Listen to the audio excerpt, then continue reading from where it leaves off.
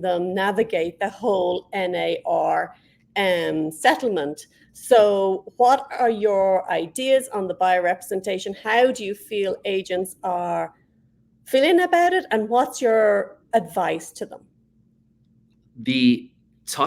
I work with most of the agents directly or indirectly on Long Island. So you're going to get a range of emotions as people process these changes. There's a lot of noise, and the goal of kind of filtering the signals versus the noise is focusing on your clients first.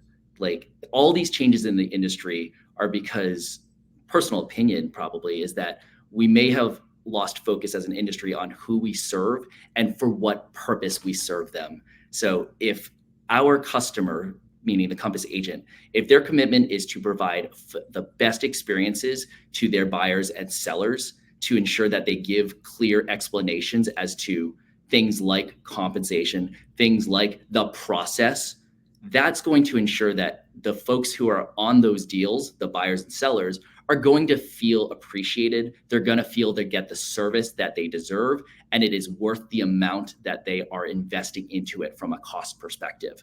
It sounds simple. Obviously, there's so many moving pieces. There's mechanics, there's new forms, there's contracts, there's all these implications that people are kind of nervous to step on that wrong crack, if you will. But if our customers, if the agents just focus first and foremost on the best interest of the clients they represent, and that is clear, the rest are going to be the details that play out from there.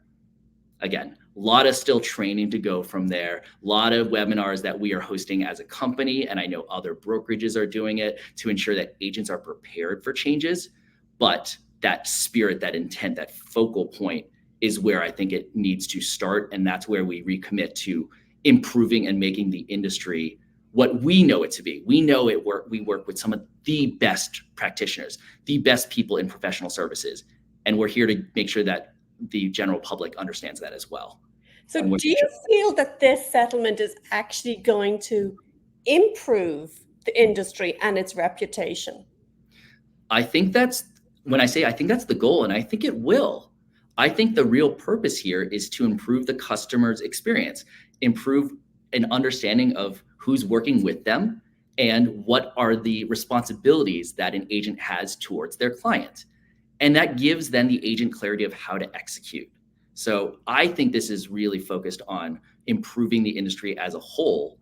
And it really starts with that mindset. If you perceive this to be a change that stinks, that you have to go through, that's no fun, it will be just that. If you perceive it as an opportunity to recommit, to show your clients why you might be different, to show what you bring to the table, to articulate that, then it's going to be exactly that, right? Like, we get to control that experience.